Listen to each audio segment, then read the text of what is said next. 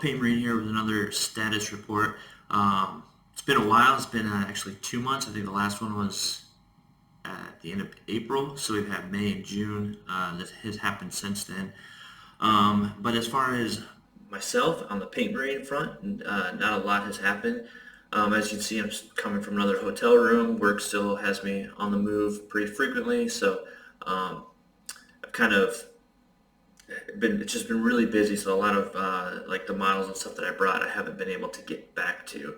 Hopefully that'll be happening soon, because part of my hope was before I finally make it back home that I would be able to get caught up a lot with the stuff I brought at least, and really cut down on that backlog. All that being said, it is nice that while I've been away, that I'm not really missing out on any new releases and stuff like that as far as Space Marines go, because that's what I've been trying to focus on mostly is my Space Marine army. So that's been nice. But I am going to make a video where I dive into the Warhammer Plus, I guess, app that they're coming out with. I haven't really looked at the article when it first came out and like the preview that they did.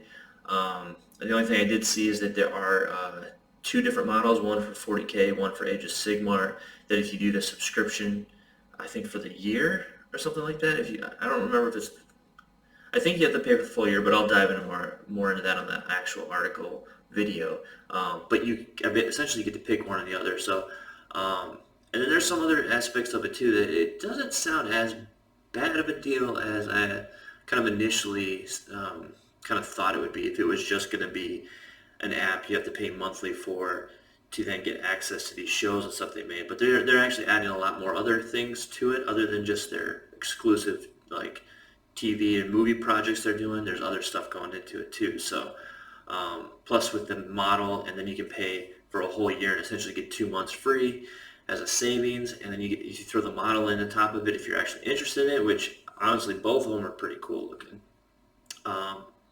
But yeah, like I said, I won't go too much more into it. I don't want to ruin that video, but that's just kind of a brief thoughts on that. Other than that, like I said, this is going to be a really short status update because, like I said, I haven't been able to really get into any of my painting. I had gotten a lot of the base layers down on the eliminators I'm working on, and hopefully we'll be getting back to them. They're the eliminators with the last fusils, which again, I haven't played a game since February of 2020, and then we had the whole lockdowns and everything. So when I finally do get back and get to gaming again, it's going to be like a whole new thing. I saw they are doing some events back in the States, some like official Warhammer events, and some rules came out about you can't have like third-party bits and all this other kind of stuff. Which, for a GW event, that's within their right to do that. I know a lot of people were kind of huffing and puffing about it, but it's kind of like, I don't know, it's kind of whatever, because it's GW's company and their events. Now, if they were trying to impose that kind of ruling on like a Nova or an Adepticon, now I think they're overreaching. But I think, it's perfectly fine, and like, am I a big fan of it? No, but I don't see the issue with it when it's their own event. If that's the rule they want to put forward, then they'll see how the turnout may be affected by that. I kind of like it in the aspect of like maybe limiting the amount, because if they didn't have that rule, I mean, it's already, I feel like already going to have a ton of attendance, and with that rule, it may have cut a few people out, or maybe a few people just have to change things around in their army. But overall, I don't really think it's going to affect the attendance or the people that show up. Now I was looking, and I was really hoping that I could attend one. Mostly it would be the one in Texas would have been the one that I would most likely be able to attend. But the timing of it, and I mean, I could potentially maybe gone to the one in Florida, which would have been easier for me from where I live in the States currently. It would have been still pretty far, but a little bit easier. But the other aspect is just not knowing how much time I may or may not have to try and relearn the game, essentially, because, like I said, I haven't played since February 20th, so we're looking at a year and a half, already to over a year and a half, or not quite 2 years. So essentially, it's gonna be like a new player coming back into the fold. Um, so I think as of right now, I'm going to pass on the events as much as I would like to. I think it'd be really cool. Um, and then the other thing is, I wouldn't, if there was one that was a bit closer, um, it would be easier for me to maybe justify, well, I haven't played in a while or whatever, but it's also just down the road. Um, but they're all down in, southern United States and the West Coast. They're, I believe it's California, I believe, is where the other one, because there's the new Warhammer Cafe store they're opening in California, which, yeah, so there's that one, and the one in Texas, and then one in Florida. So all in the nicer climate places, and it being closer to the end, because I believe they're in like October, November time frame. So I guess it is getting colder in some places. So I mean, I guess take that what you will. I don't know. I do wish there was one a little bit further up north, so it was a bit closer. Even to the point of if there was one more even kind of central United States. I guess you could try to say Texas is central, but it is still pretty down south a ways. But I can also see that too because those are kind of larger populations. Um, I mean, you pretty much look at the United States, the higher populations are going to be on the coast, east and west coast, and then down in the southern states, and then the major cities through the Midwest. And that's about it. Everything else in between is pretty much just kind of like farms and open air, if you will, which isn't a bad thing, but when you're trying to get a large amount of people to come to your events, it probably is smart to put them in the higher population areas just because it does give the benefit of more people being able to attend. Again, that being said, they could have put something, I think, further up on the East Coast even, kind of like how Nova is in the DC area. Um, that kind of opens it up for people coming from both northern and southern ends to kind of meet in the middle a little bit. So um, anyway, so yeah, so that's that. Again, hopefully I'll be getting into the painting. One thing I will say that I have kind of suffered is I'm a huge Halo fan, and there's been a lot of news coming out lately with E3 and everything with Halo Infinite, which was supposed to come out I think at the end of last year, but they got pushed because of various COVID things. But then also it was kind of a blessing because there was a lot of things that just needed some touch up and finishing work, and then they released the just this awesome preview at this E3 this last I don't know, was it 2 weeks or so ago? And it looks pretty amazing, pretty excited. So there has been a bit of my focus has kind of drifted back over toward Halo as, like I said, I do play some other video games and stuff from time to time, but Halo has been my go-to for 20 years now. However, I mean, it's been out that long. I originally played Halo C on PC when it came out. I didn't get an Xbox until right when Halo 2 came out. And yeah, and so pretty much have just been playing it all. And with that, I've actually only, right now I have 12 achievements left to get on the Master Chief Collection before I have all 700 there. And I have 100% achievements on every other Halo game on every platform except Halo Master Chief China version, the Chinese version. That has like 500 gamer score on it. I'm not sure how many achievements, but I've heard it's iffy. People that try to do that to try to be like a true every single Halo game ever. I'm not gonna go that route anyway because it's already been I don't want to say a pain, but it's been a grind to try to get this Master Chief Collection done. I mean, it came out in when was that? 2013. It came out. And, here it is, 2021, and I'm still working on all the achievements there. So, down to 12, though. Let's see, there's only like 2 of them are co-op ones where I have to get 4 people to do these missions on, was it Halo 2 and Halo ODST, I believe. Well, I know there's one on ODST. I think the other one's on Halo 2. But anyway, so two co-op missions. There's a few, I think like 2 or 3 I have on like actual multiplayer with like grenade kills, killjoys, and domination, which is like legendary medals.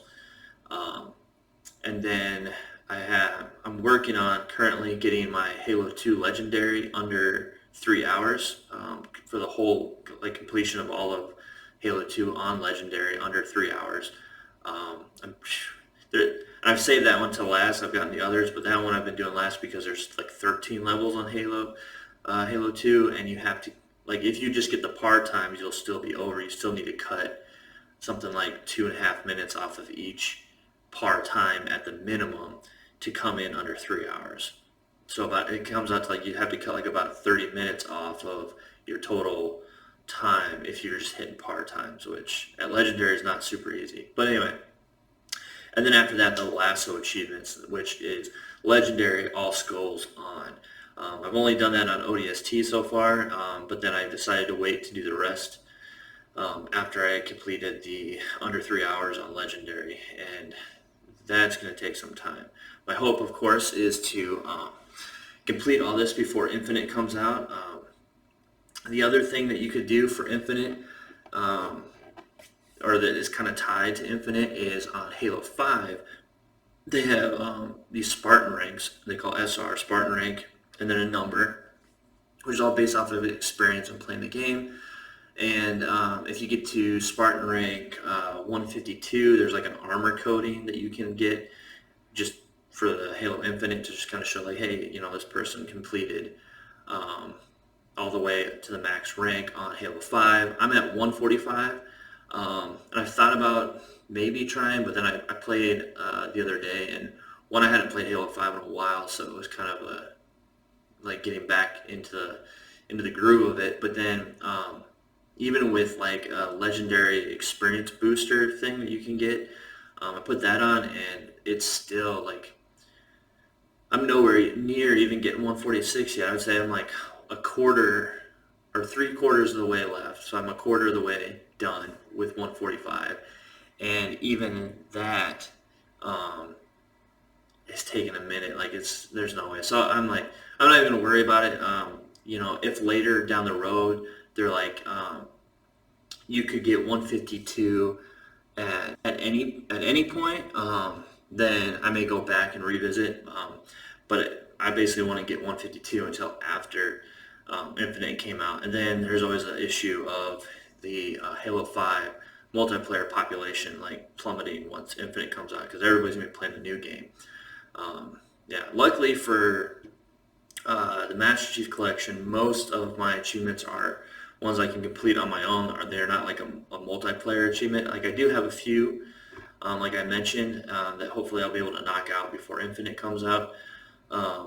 But I feel like that's a better position to be in than trying to like grind out 152 before Infinite comes out. So plus I've always been more focused on trying to get the achievements done anyway. So it'll be great to have that done. And then I'll have all the achievements again for Halo until Infinite comes out.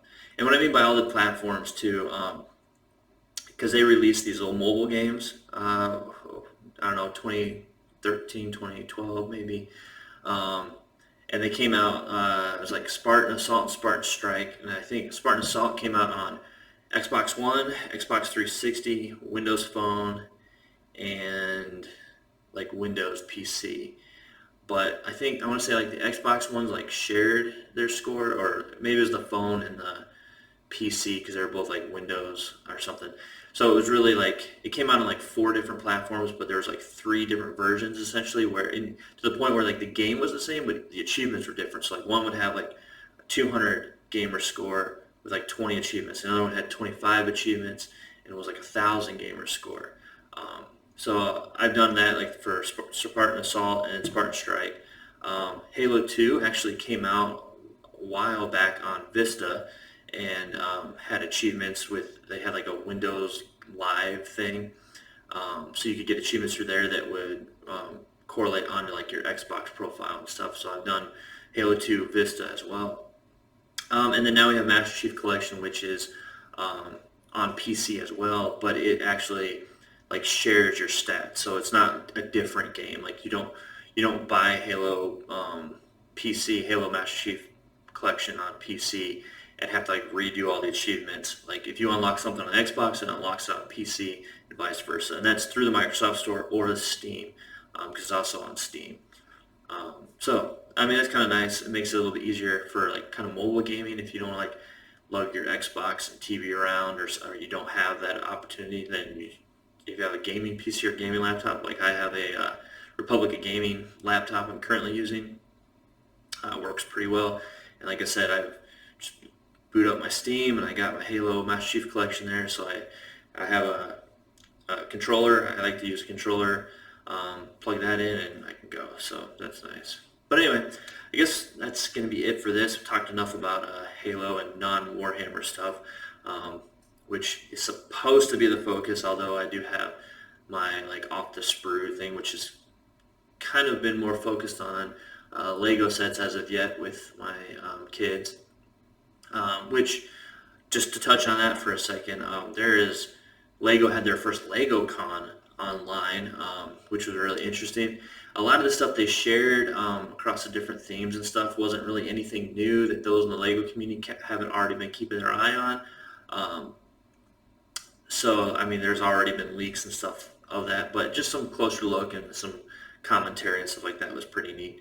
But there's some really good stuff coming out for like Lego Star Wars in particular, because my son and I are like really into that. Like he's really gotten into Star Wars, no thanks to me, but so there's some really cool sets coming out based on the Bad Batch, the last season of Clone Wars.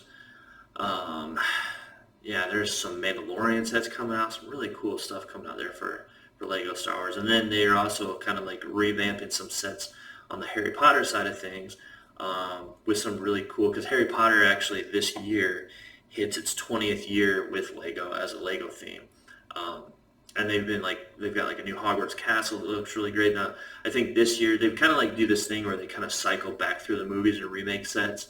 And I guess I didn't know this, but it kind of makes sense that Harry Potter had actually went away as a theme for a few years, and kind of Lord of the Rings and The Hobbit kind of stepped in and filled that role for a little bit. And then those have gone away, and Harry Potter has come back, and they're, again, kind of cycling through the movies. And recently, I want to say it was this last time, I can't remember which one it was. It was the one where they had like the Yule Ball and all that, and I don't know if that's the last. It's not the last one. That's the I can't think of it now. The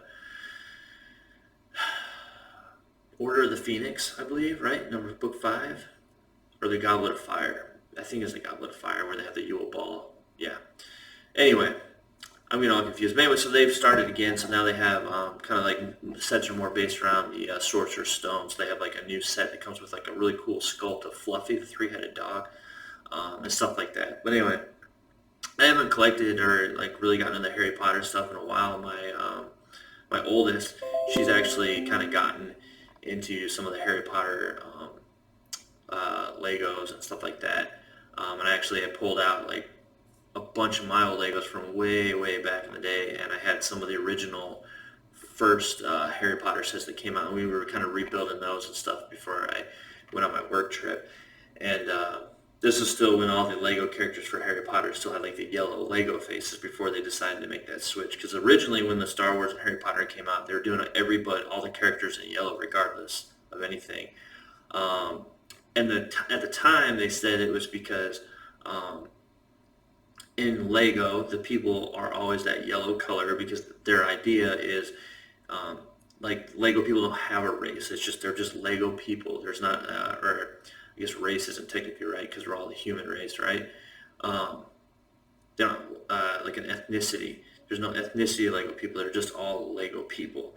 But I don't know if there was some outcry or what or something. They were like, I don't know, it's not accurate enough, or I don't know, like where they decided to finally make the decision that like, you know what, let's make anything that's a licensed product like actually based and match the characters from the movie or TV show or whatever. So, yeah. But other than that, like I said, not a whole lot going on. One thing I was just talking about all these TV shows and stuff I do want to talk about was Loki on on Disney Plus. I was able to watch that, and I gotta say, this one is definitely my favorite so far of these like new like Marvel TV shows they've put out. I've definitely really liked this one. I wasn't sure. I mean, I was assuming I was going to enjoy it. I've enjoyed the others, but this one really so far has really just stood out more to me.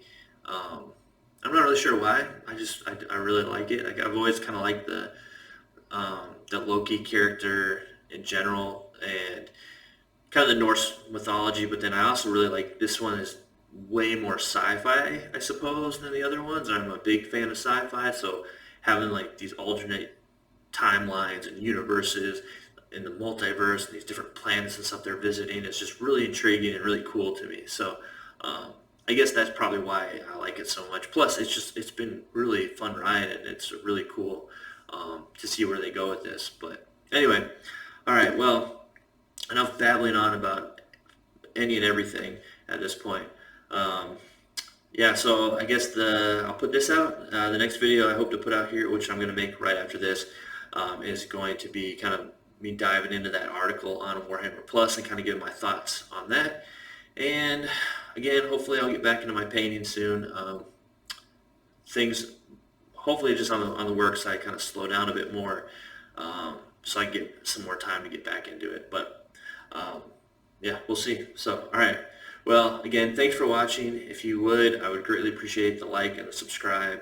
If you have any suggestions or ideas or whatever your thoughts are, drop them in the comments below. And until next time.